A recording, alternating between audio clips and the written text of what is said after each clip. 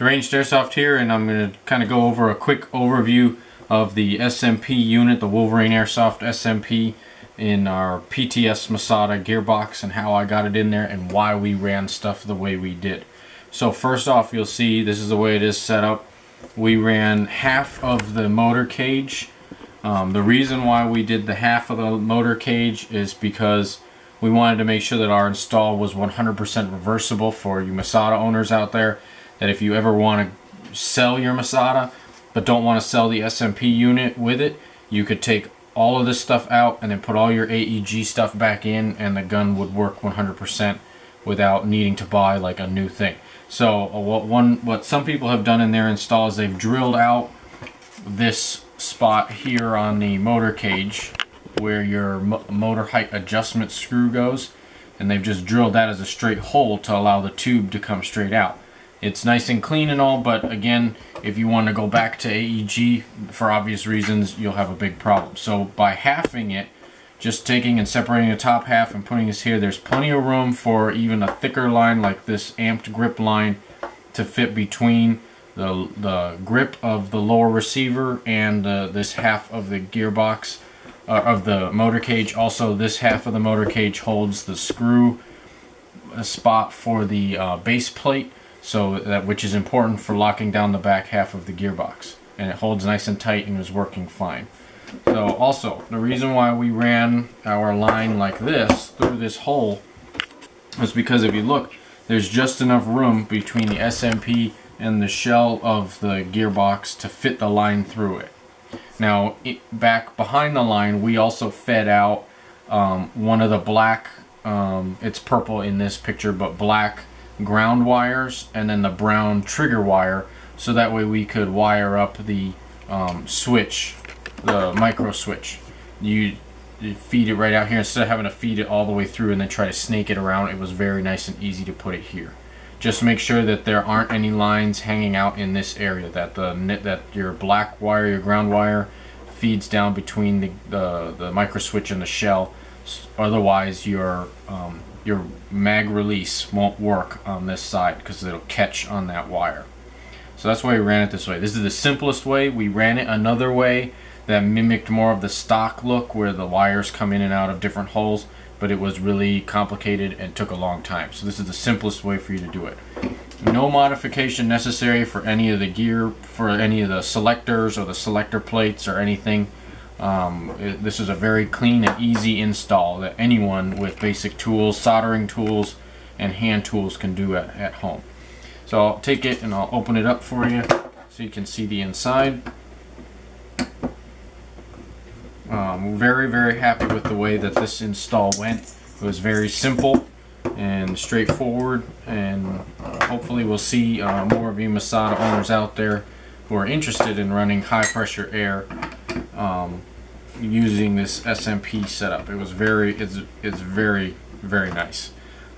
We were shooting it yesterday for a few test shots, and today, and I must say it's very, very quiet, really smooth, and we're really excited to get this out onto the field and get some data.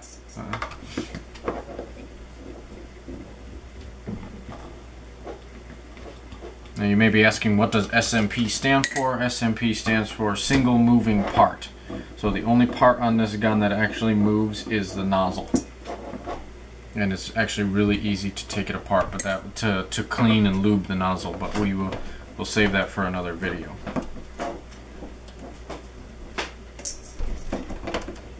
This SMP unit that we installed into the Masada is a version 3 SMP unit, which means it comes with a version 3 trigger board, but you won't need that, and you'll see why in a minute. So you could buy a version 2 for this, or you could buy a version 3. It doesn't matter because you're not going to use the trigger board for either one. Alright, so here is the inside. Very simple, very clean. The only thing that you have to really wire in is this solenoid line here. You can see, let me pull it out. You can see it's attached to a yellow and a green. We have photos of all this on our Facebook page, Deranged Airsoft. These are your solenoid wires, and these two lines came off of the trigger board that is supplied with the SMP. We cut it off, soldered them to the two, and these are non-directional, so it doesn't really matter which one is attached to what or which side goes to where on the solenoid. Very easy. Just solder them together. We shrink wrapped them for protection and hook it right up, and it works fine. The only other problem you're going to be facing is how to get your full auto and burst mode. We use this little switch here. The part number can be found on our Deranged Airsoft page, but I believe it was found at digikey.com is where we got it, and the actual part number is on our Facebook page. But this little switch has to be pressed when selecting full auto, and as soon as it selects full auto, then it allows it to go into the full auto mode on the actual FCU of the SMP, which is this right here, the FCU. Alright, but you can see we brought those two lines, a ground and the red selector wire, wired them up to this switch. We did wire it in the this is a normally open pin, this middle one, and that's the way it had to work in order for us to get it right. If we hooked it to the other one that normally closed, semi became our full auto and full auto became semi, so a little bit of a problem. It just took some sorting out. But with the part number that we have listed, this is for Masada owners only. I don't know about if this would work for a 417 or a 416 or in your M4 or whatever, but in the Masada, the way it's run is it has to be a ground and a red to these two, not to that one on that outside there. And again, there's pictures on our Facebook page that zoom in really well. So you're saying, how easy is this to uninstall? It'd be a piece of cake. Really easy. You would just disconnect your solenoid, and then the whole SMP unit comes right out. And there is the whole SMP unit. The only thing left is your wiring. I'm going to remove this so I don't lose it. So the wiring harness on this, the way I made it, is very easy to remove. This whole switch comes out, and then you can see my negative and trigger wire that have been soldered to it, and it sits in there nice and neat with all the wires being contained inside. So that would just come right out like so, and then all this harness would then just feed through. The only thing that you would have to do is, I used a very tiny dab of super glue to get this switch to sit down in here, and you have to be very careful with the super glue. If you add too much, it will affect the performance of this switch, and it won't allow it to do full auto. So you have to be very tiny dab of super glue and then stick it to the shell, but it will pry up very easily. If you were to stick something wedged like a really small Phillips head underneath it and pry it up, it'll pop right off. And then this whole wiring comes out, scrape off that little bit of glue, put all of your AEG stuff right back in, and you're ready to rock as an AEG Masada owner. So that was how we routed everything and how we installed everything.